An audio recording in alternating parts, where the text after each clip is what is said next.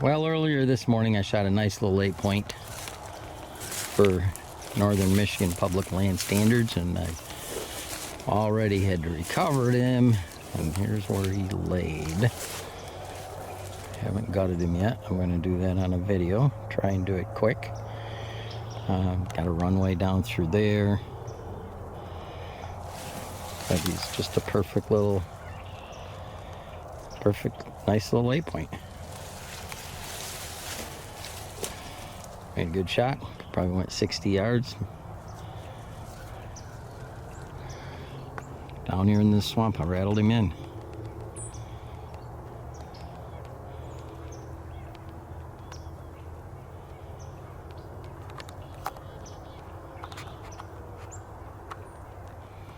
These cattails back there, tall weeds, marsh, just nasty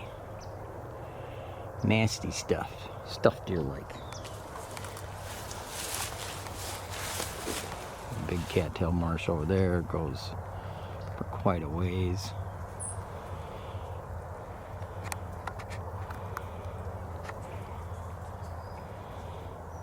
Just nasty stuff. Took him about 10 minutes after I did my first rattle sequence. Nothing for about 5 minutes. Did a second sequence, and 10 minutes later he come meandering through down one of these faint little runways. Had scrapes under my tree, so it's an oak, and he stopped right at one of the scrapes. I debated whether to shoot him or not, but I did, obviously, and I'm happy I did. Nice clean little 8-point. I'm sure, not sure, but I doubt he would have made it through gun season. And now I'm gonna gut him and take him out in my otter sled. So I just rolled him over. He's I gotta cut those tarsals off. They are rank. But anyway, shot him with a Matthews VXR. Not that that means anything. Shoulder's still killing me.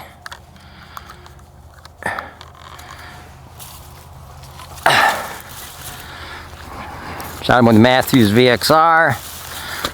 Real nice 8-point for up in Northern Michigan. He ain't gonna make book, but for public land, he's a dandy. Got my scent lock on, so I don't really want to get it all stinky, but I'm gonna obviously deabsorb it anyway. But nice buck again, rattled him in, shot him at probably 7 yards, standing on a scrape. Walked right through all this nasty brush down to that scrape, and pretty good hit on him. He was broadside, maybe quartering to me a tad bit, and a pretty straight down shot. So probably took him through the heart. And I'm going to cut these tarsals off, and then I'm going to gut him. And I got him propped up kind of where his upper body is up a little higher on. There's a log under this weeds. Anytime you gut a deer, you always want to try and get the upper part of the body carcass a little bit higher, so that the gravity can help you pull everything out. I'm just going to do what I hope is a quick gut job, and because I want to get him out of here. It's supposed to get up into the upper 60s today. But anyway, pretty happy. It's always cool to rattle in bucks, especially on public land where there's so much pressure. And it was about, I think, a quarter to 8 when I did my first rattle sequence. And then I did another one about 10 to 8. And he came in about 8 o'clock. So about 10 minutes after my second sequence. And nice buck. Not a monster, but he's, I'm happy with him. First buck I've shot in Michigan in 4 seasons. I haven't seen a buck I would shoot in 4 years. This is the first one I've seen that I would shoot. So I'm pretty happy with him. And hopefully I can get one more. Unfortunately, Michigan's a 2-buck state. I hate that fact, but I'm still going to try and kill another one. Everybody else does. So If we were a $1 state, things would be a lot different. Plus, some of our counties are getting into APR. Not that I'm a pro APR guy, but when they have APR restrictions, you definitely see bigger bucks. Man, back in the 70s, 80s, that's a monster. That would win a buck poll back in the 70s and 80s. Because we got so many gun hunters, they just shot everything. You rarely saw a buck like that. But anyway, I'm going to do a gut job and love hunting in these swamps. These swamps, that's where they live, man. When they get old and they're pressured, they go where people don't. And that's where I got him. People don't like walking through this stuff. They hate it. They get burrs on them. Some people worry about burrs and stick tights and getting their pants wet. It's just like, you know, you got to go where the deer are. That's where people push them. That's where you got to go.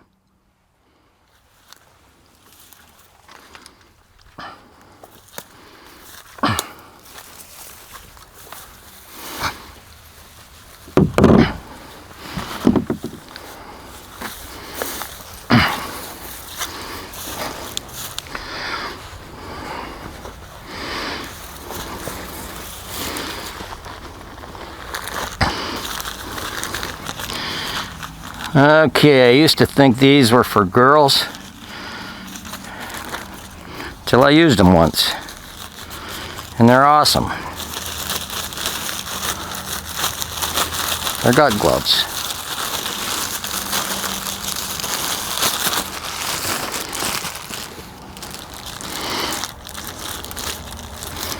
If you ever watch Dr. Pole or any of the veterinary shows when they're working with horses and cows and sticking their arms up their behinds, this is what they use.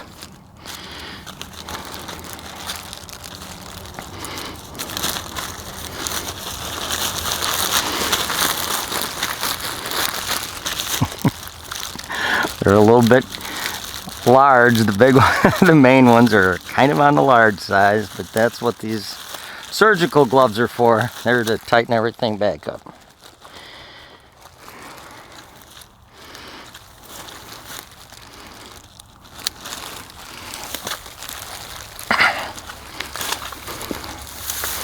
I want to get these tarsals off here because they reek so bad. I don't want them against my pants. Plus, I'm going to use them.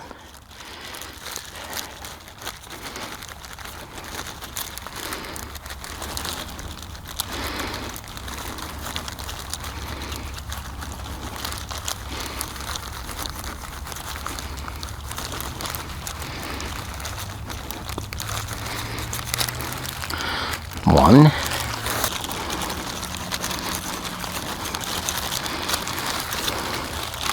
Two. So when you get ready to take the deer out, this is one thing that happens when you hunt by yourself, which I do. You have to do everything by yourself. And this is not a big deer. This is probably 155, 60 pound deer.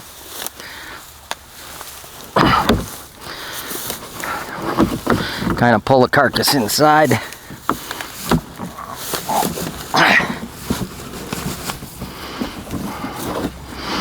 And there you go.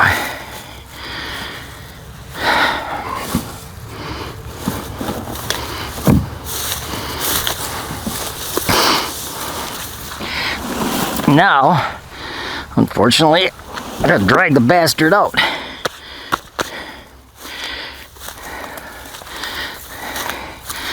He's a nice deer. Get your tongue in there. People don't want to see your tongue. He's a pretty deer. Yep, you can tell I didn't lung shoot him. Because if you lung shoot them, they got blood in their mouth. They spew blood. So it was definitely strictly a heart shot. Might have caught the bottom of a lung, but not enough to make him bleed out his mouth. And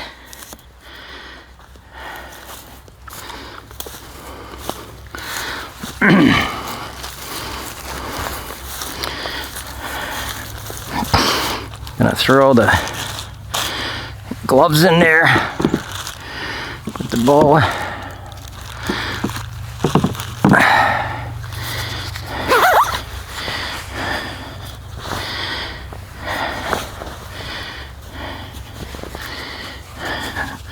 On my scent lock, what I'm going to do, anytime I have to put my scent lock clothing where there's some odors, I always turn it inside out because I don't want the odors on the exterior.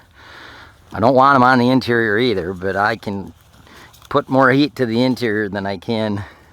And the interior's got the carbon attached to it, so that's the process. That's the process. And now I gotta drag it out, and I'm not looking forward to it. Anybody want to come and help me?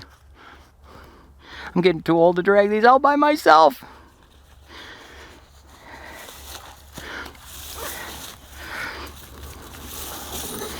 But that's how it's done. Try to keep these antlers in here so they don't hook up so much, but that's the end of the camera today. That's the end of the camera. Everything else is just taking it out. When I get up to the van, I will show my ramp, because I got a ramp going up into my van, and I'll slide the deer right up the ramp into the back of my van, close the pack hatch, change my clothes, stop and get a pop on the way home, and then hang it up, skin it, and let it hang for a day or two.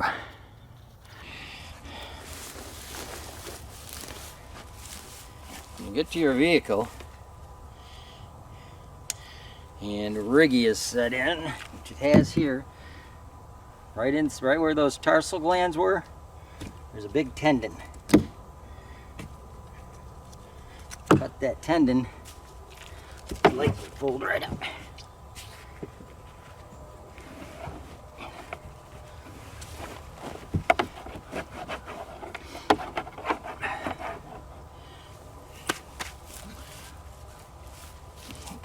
Same with the front, but the front you don't need to. At least don't this time. With the front you don't need to, but I don't know if you could hear me. To get the legs in the sled, because they were sticking out and rigor mortis had set in from the time it took me to get this out and when I shot it. If you cut that, there's a tendon right there where you took off, where I took off the tarsals. There's a tendon, and if you slice through that tendon, these legs, which were stiff like that, they'll just fold right up.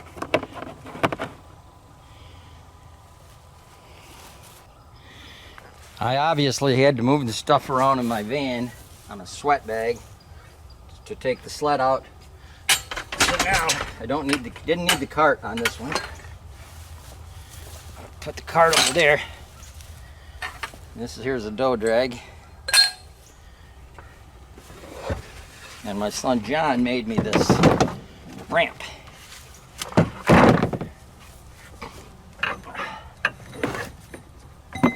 Need to speak up probably. You guys may not be able to hear. Put the knife in there. But my son John made me this ramp. Just goes on my back into the van. I always carry the ramp on the bottom. The sled goes on top of the ramp. Then I put the cart in on top of in the sled. Fits right inside the sled. And then what I do is I take all these boots and stuff and I just throw them in the amongst the cart and in the sled, plus some other peripheral stuff. If I'm using cameras or block and tackle for going up hills, which I didn't need today. And the plan is get the deer started.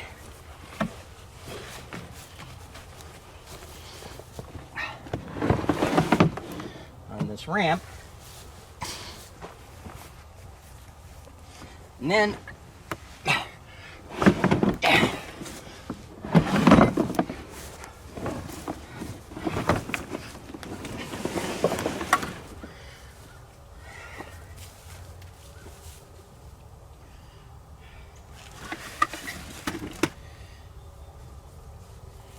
push it back into the back of my minivan. There. Ramp.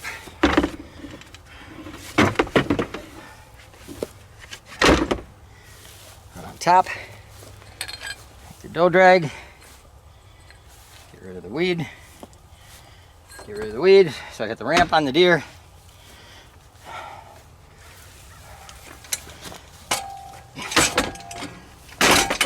And I take the cart, which I did not use. Just get it in here. Just get it all out of the way so I can close my hatch. So there it is. Buck in the minivan. All my totes I stacked up front, and I'm tired, so I'm pretty much done. That was a, believe it or not, for Michigan, that's a 3-year-old. That'd be a small 2-year-old out west. So that's a 3-year-old here in Michigan. That's a pretty big buck for here, and usually they don't live that long, so that's a really nice buck. But I'm gonna close it out, go home, hang this thing, and skin it. Also in the back of my van, I carry this cheesy little cushion. Basically, it's a seat cushion. And I use this when I'm dirty, wet, whatever. I put that cushion on my seat so I don't get it all trashed out. And then once in a blue moon, I'll take and power wash this thing, get the whatever odors are in that out. So that's a little seat cushion for driving home. So here's a rope, little rope, 3/4 inch. So here's a little 1/4 inch rope. Right there where I cut the tendons. Just reach around, wrap it around it, just above the knee.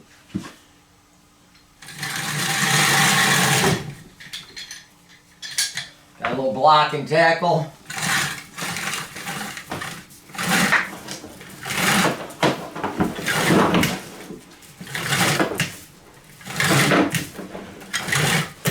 This is in my garage.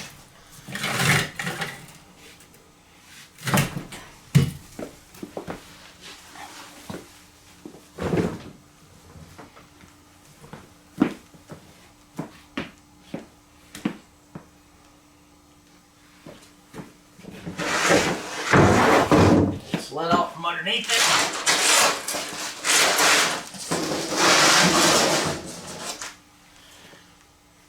And there we go.